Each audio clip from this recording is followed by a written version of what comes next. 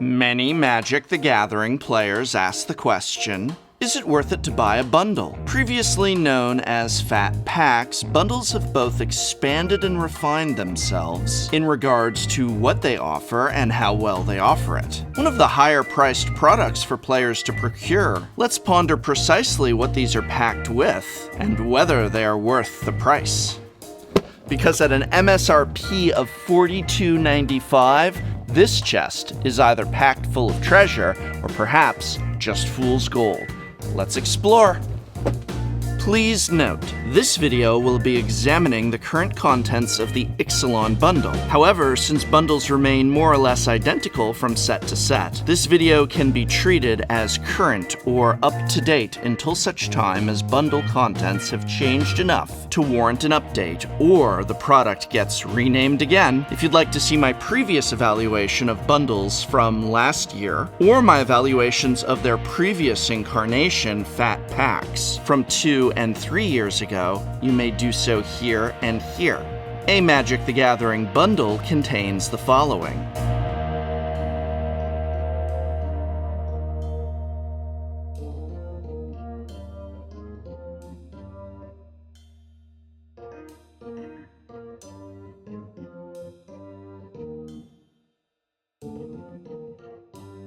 A card guide and poster,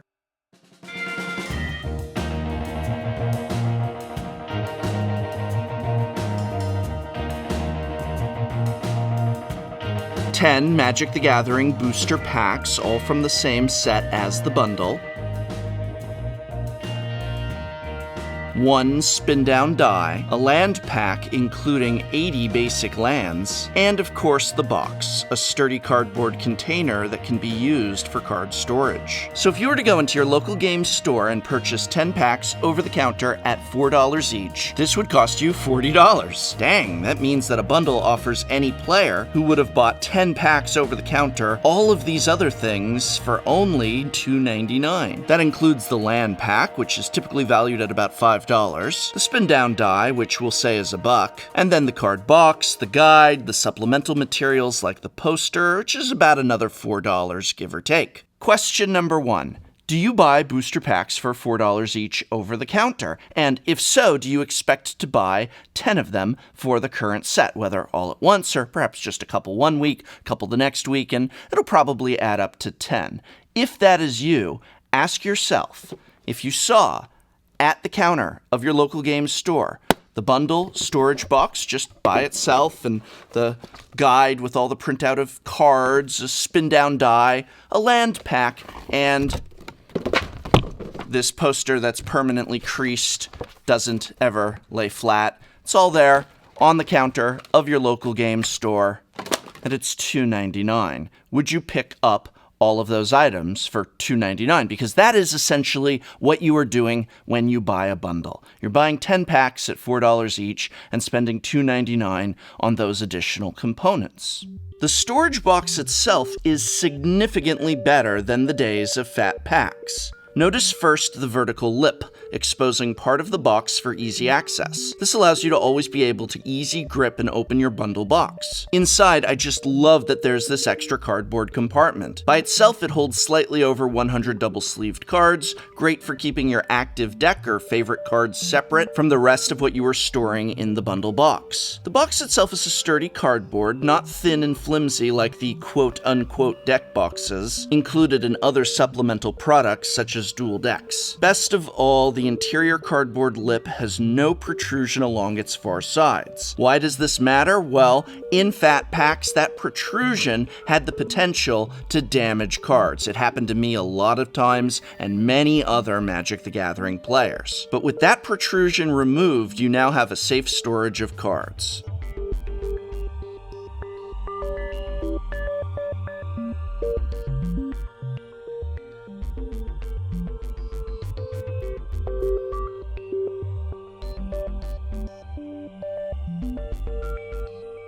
Now, the bundle boxes make for very popular storage containers for good reason. The cardboard is sturdy. They hold an ample amount of cards, both unsleeved as well as sleeved. As I previously mentioned, I'm a big fan of them now coming with these removable separate compartment boxes. Really nifty addition. The size will allow for most standard-sized deck boxes. Here I have an Ultimate Guard Boulder. You could put in your Ultra Pro or whatever your preference is right there.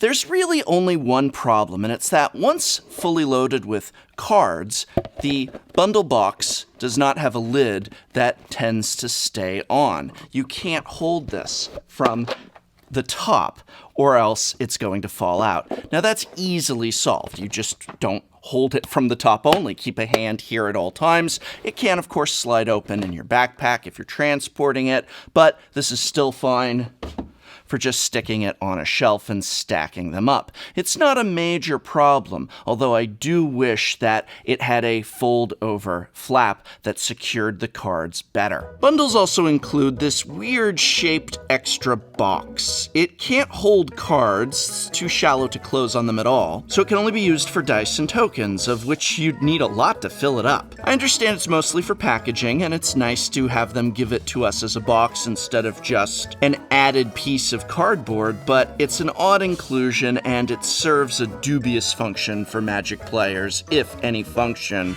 at all.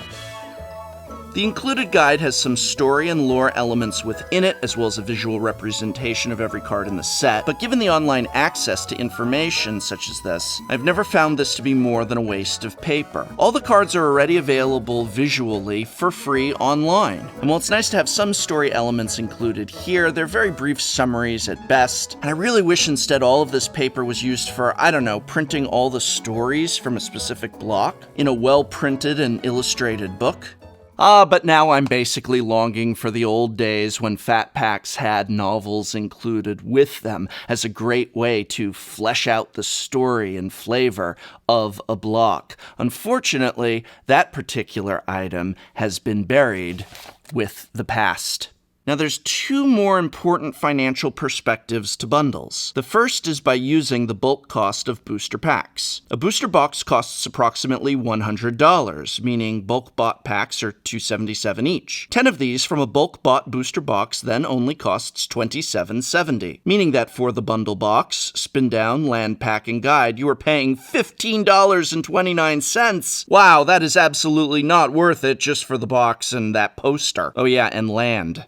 But this fluctuating price game works both ways, as bundles are often sold for less than MSRP. So you need to look at the price that your local sellers have it for, and insert numbers accordingly. Remember that for each dollar these are available for less than $42.99. That makes it all the more worth it. For example, Card Kingdom, sponsor of this channel, is selling bundles from the current set for only $32.99. And while in the end, you, the player, need to determine whether that is worth it to you. It certainly is worth it more than $42.99. Remember, of course, I'm going by US dollars here in the States, and your location may have dramatically different costs. As I said, if this is so, simply insert your appropriate costs and see how that changes the value of the bundle. Also remember that buying booster packs is a gamble, one that is heavily weighted against you. You might get more than $42.99 of card value within your packs, but quite frankly, it's highly unlikely you'll even get more than $32.99. Whether I'm cracking that value less or more in this bundle is irrelevant. What I open here is not what you're going to open in your bundle, and so it's all up to chance. But one thing that is certain is that a bundle is highly unlikely to contain the cards needed for a standard deck. Since booster packs are designed with draft in mind, even a big stack of 10 of them is not going to get you a deck that can handle your store's standard showdown.